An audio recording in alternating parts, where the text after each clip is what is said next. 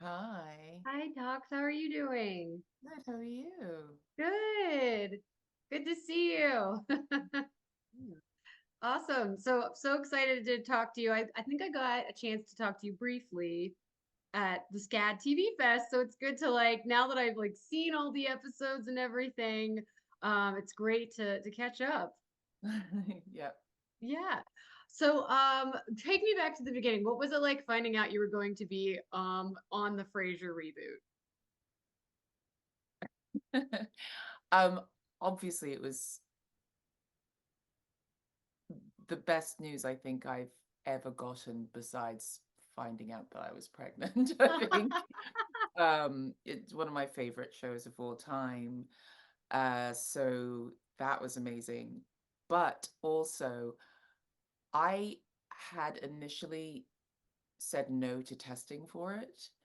Um, my agent was not happy with the deal that they had come up with.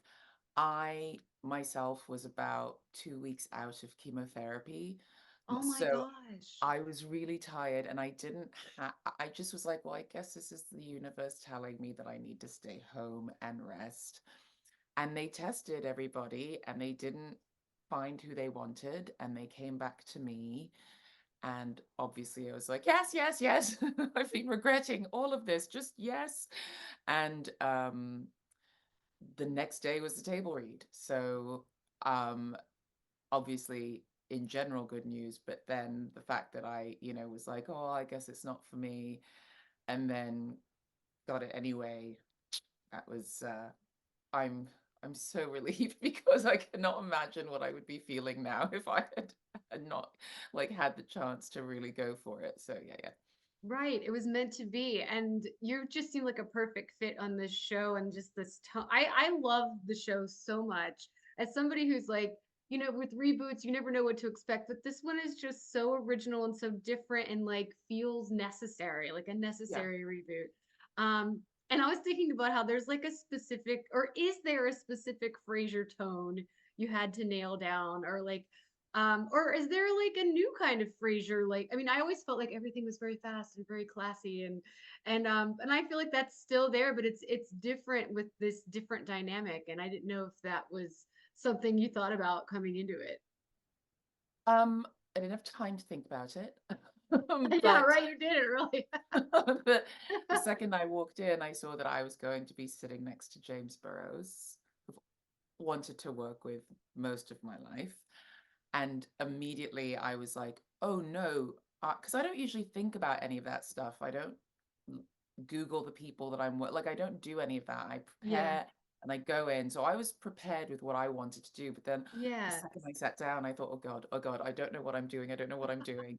Then I look to my left and I go, Rodney, who's Nicholas Lyndhurst. Anyone from England knows what I'm talking about, which made me even more nervous because he's a national institution. So like it just like, oh my God. So yeah, I was really nervous, and all of a sudden I thought, I don't know what I'm doing. I don't know what I'm doing. I don't know. And then I was like, wait a minute, I do know what I'm doing. I've watched every single episode of this show at least twice. I've watched everything that James Burrows has ever done. I know this show. I know the tone. And I think pretty much everyone else was in the same boat, and it just gelled. I think that the tone is I think it's the same tone. I just think it's different actors. So there's a little Yeah, bit of a different twist to it. But I do think it's the same tone. And it's special because you've got, you know, you have you have the John Mahoney character sort of embodied by Jack, who plays Freddie, and yeah, dynamic is different because now he's in the spot Frasier was in, and Frasier's in the spot that yeah, um, but that Martin was in. But then you also have you have women who I feel like Eve is Jess, who plays Eve, is sort of like the Daphne character in a way, yeah, but she also mirrors Roz because she's a single mother. So you have these two women coming together to create this really strong, independent woman. And then you've got, Olivia, who is very strange, but she's a strong, independent woman who has done very, very well for herself. And I Yes. think that having two women of color is inevitably going to give it a different spin. Yeah, that's And true. having, not everybody is of like an elite class, Yes. I think that's inevitably going to give it, a twist. But then also you have Anders playing a much, much, much younger person than you ever have had on any of, the Cheers, Frasier, any of them. So it's really nice to have that dynamic as well. So it just changes it changes the dynamic a little bit, but I don't think it changes the tone. I think the tone is still smart, fast paced, a little bit of dark humor. It's very surreal to be inside the world instead of observing it. I It's bet. very surreal. I wanted to ask you about speaking of your like I like how you're saying that like Eve is kind of like Daphne because I was thinking like in some ways Olivia reminds me of Daphne in like her attraction to Freddie and like I love her little asides where like and I was wondering do you think he knows that like she has a crush do you, and I love the ending where she gets with the well at the end of the season she gets Yeah, with his she gets a buddy firefighter. Yeah. but I was wondering if you think that like does Freddie know at all or like and is it just a crush or is it just yeah. I would suspect that he knows, but I would suspect that he also has a ton of other women who behave that way around him. So I don't think it's a one-off. I think he's kind of used to it. So yeah, I think he's just kind of like, okay, Olivia, she's strange. Um, I I think that Olivia is so socially sheltered. I think that she has worked so hard to get where she is, and she has had zero social life. I don't think she's dated a lot. I don't think she's gone out a lot. I don't think she's done a lot of anything. And so I think that to walk into Frasier's house, someone who she also Yeah, like is idolized. in Yeah. awe of, and then to see Freddie there is like, oh, like I don't think she was expecting to be in such close proximity with someone who is also such a dude, such a guy. And I think she likes the fact that he's also so grounded and practical. Yeah. So yeah, the whole thing is very funny. I do think it's sweet that at the end she did get her firefighter. So Yes, but I still kind of want her with Freddie, so we'll see. maybe. I love there's a quote in the episode about the Founders Society where they're trying to get into the Founders Society, and like she says she wants to get in because of naked ambition. And I was thinking, what do you think her highest hopes are for her career? I think that her highest hopes for her career are to one up her sister on whatever her sister I does. do love how she's always I saying stuff to her sister. I really think that's it. I Yeah. really think she's so pleased and proud of where she's at, but she also still has her eye on her sister, that she's not really sitting in it and enjoying it and living her own life. She's still like, okay, where's Monica at? Okay, I've got to get there. So Yeah. I think all in all, it probably has to do with her parents. All in all, her highest hopes are to just like have her parents for once be like, oh, you did something better than Monica. So, That's great. I love that. What you kind of spoke a little bit about this. What's it like representing a woman of color in a typically like all white male academic world, which I don't know how often we see this on television, whether it's a drama or a comedy. It's kind of rare, sadly a rarity. So I was wondering what it's like for you.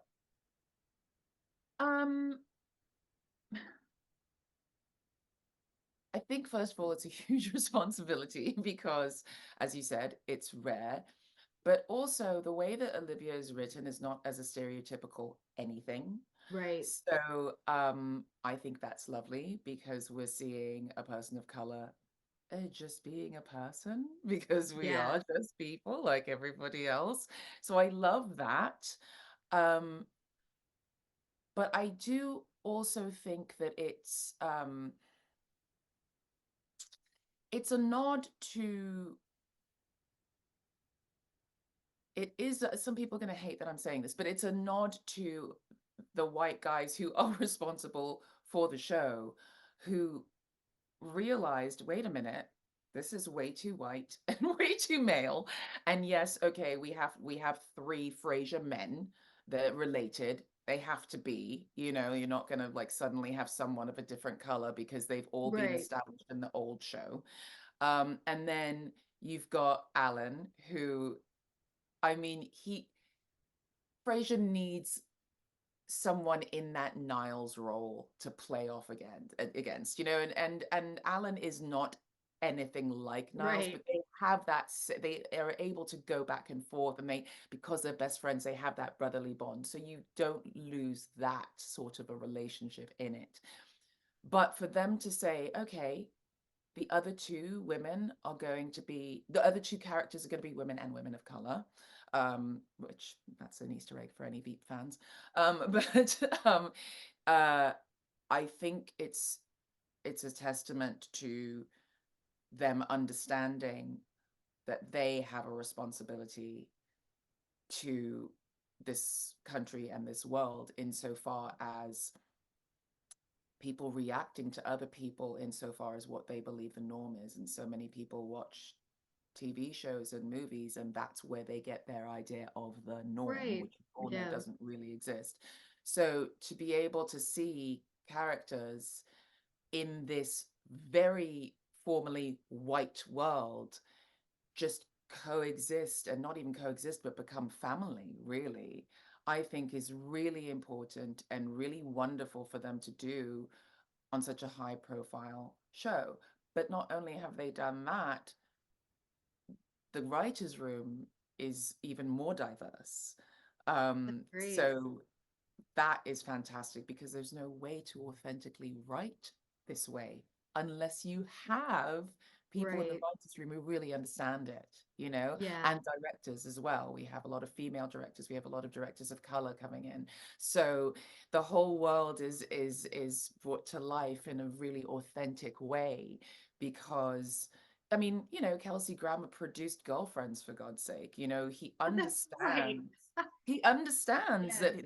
that he is in a position to make Hollywood more diverse, and Yeah.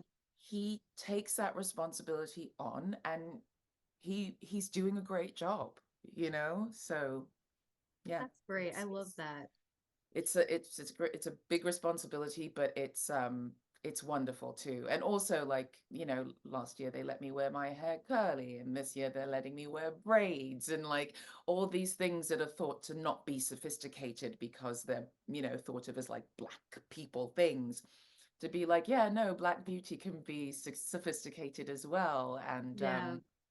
it's an honor to embody that on a show like this. That's great. So, one last question. What can you tell us about season two, if anything, or any kind of like anything you can tease at all? Oh golly. Okay, I can tell you that you get even more in depth with all the characters. You see much more of their personal lives and their desires, their, regrets and all of that. You see some more personal relationships. You might see a couple of extra family members. We have Ooh. some amazing people from the original Frasier guest starring, and we have some insane new guest stars, like insane, like bucket list, like, oh my God, I get to cross this, that I've worked with this person off of my list kind of guest stars. And we're having it's I who knew it was possible having even more fun than we did last year. So Oh, I can't wait. That's great.